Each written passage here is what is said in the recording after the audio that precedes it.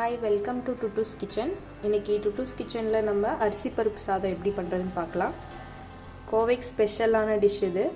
அரிசி பருப்பு சாதம் பண்றதுக்கு ஒரு 2 கப் அரிசி எடுத்துக்கிறேன். இப்போ இந்த டம்ளர்ல அளந்துக்கிறேன். ஆல்ரெடி ஒரு கிளாஸ் ஊத்திருக்கேன். இப்போ இன்னொரு கிளாஸ் ஊத்திக்கலாம். இப்போ 2 டம்ளர் அரிசி எடுக்கிறீங்கன்னா 1/2 டம்ளர் பருப்பு எடுத்துக்கணும். தோரம் பருப்பு 1/2 டம்ளர் எடுத்து இது கூடயே சேர்த்து ஊற வச்சுக்கலாம்.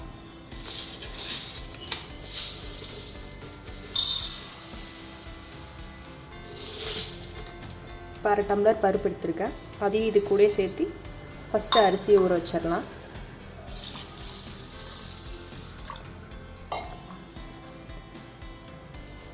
இதை ஒரு டைம் கழுவிட்டு இது நல்லா ஊற வச்சுடுங்க. மற்ற இன்க்ரீடியன்ட்ஸ்லாம் என்ன தேவைன்னு பார்க்கலாம்.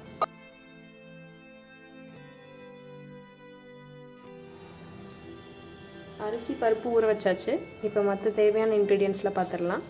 தாளிக்கிறதுக்கு தேவையான கடுகு, கொஞ்சம் வெந்தயம், 2 காஞ்ச மிளகா, ஒரு கொத்து கருவேப்பிலை, ஒரு ஸ்பூன் சீரகம், ஒரு தக்காளி, ஒரு பெரிய சைஸ் வெங்காயம், ஒரு 10 பல் இருக்க மாதிரி பூண்டு எடுத்துக்கோங்க.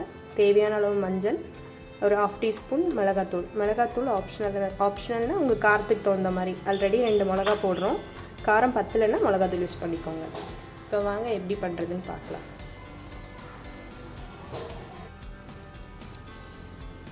இப்போ தேவையான அளவுக்கு ஆயில் ஊற்றிக்கோங்க.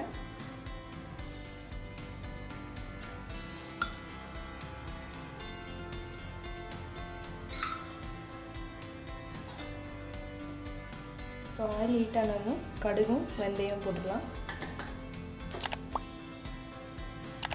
கடுகு பொரிஞ்சதும் சீரகம் போட்டுடலாம்.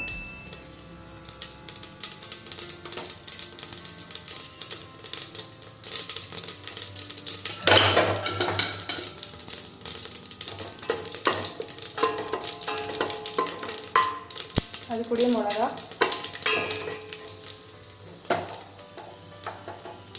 நம்ம எடுத்து வச்சிருந்த பூண்டு,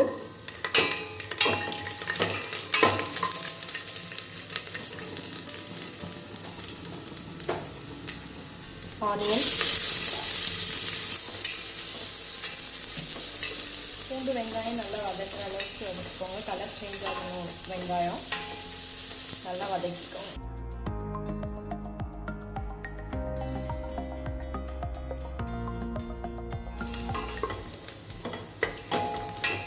ஆனியன் நல்லா கலர் சேஞ்ச் ஆயிடுச்சு. கருவேப்பிலை போட்டுக்கலாம்.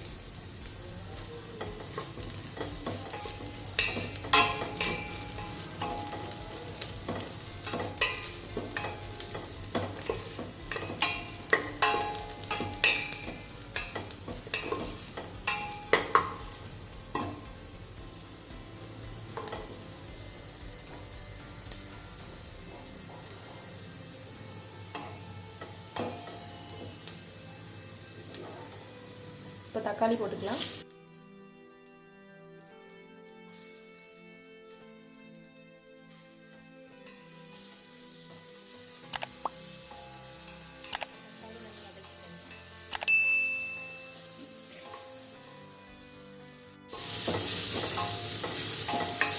தக்காளி நல்லா வதக்கி வச்சு கொஞ்சம் மஞ்சத்தூள்,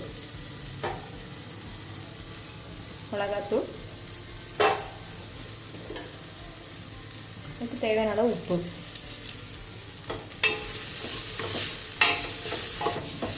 இதெல்லாம் மிக்ஸ் பண்ணிக்கலாம்.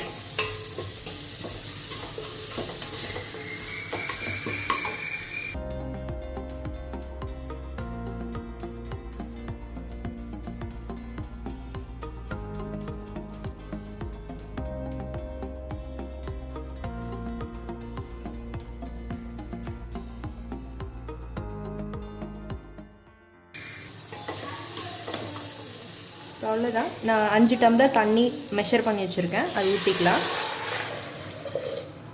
நான் இன்றைக்கி 2 டம்ளர் அரிசி 1/2 டம்ளர் பருப்பு போட்டனால டோட்டலாக 5 டம்ளர் ஊற்றிருக்கேன்.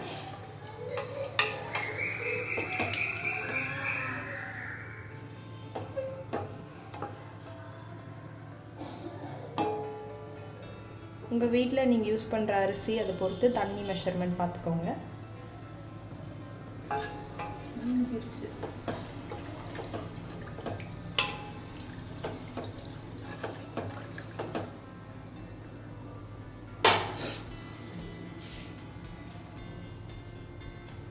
இப்போ இது ஒரு கொதி வரட்டும், இதுக்கப்புறம் ரைஸ் சேர்த்திக்கலாம்.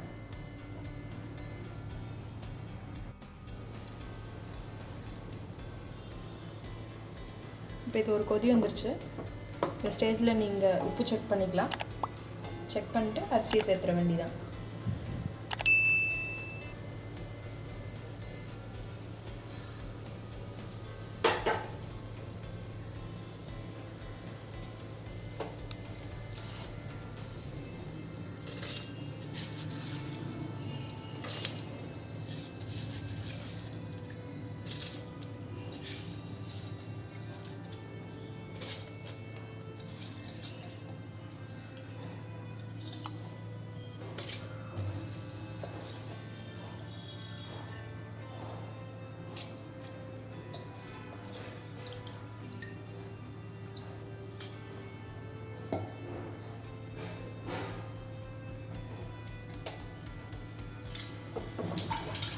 இப்போ அரிசி பருப்பையும் சேர்த்தாச்சு.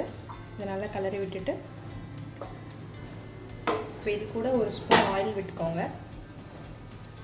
அப்படி சேர்த்துக்கிட்டிங்கன்னா கொஞ்சம் ரைஸ் உதிரி உதிரியாக வரும்.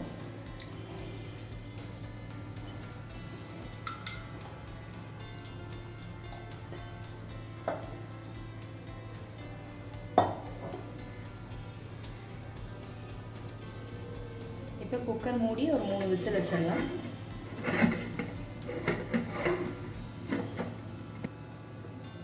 இப்போ குக்கர் மூடியாச்சு, 3 விசில் வைக்க போகிறேன். உங்கள் ரைஸு உங்கள் குக்கர் விசில் பொறுத்து நீங்கள் பார்த்துக்கோங்க எத்தனை விசில் விடுறதுன்னு.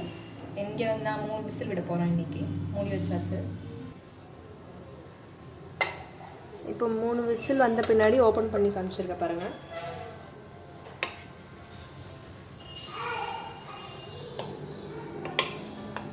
ரைஸ் நல்லா குக் ஆகி நல்லா உதிரி உதிரியாக வந்திருக்கு பாருங்கள்.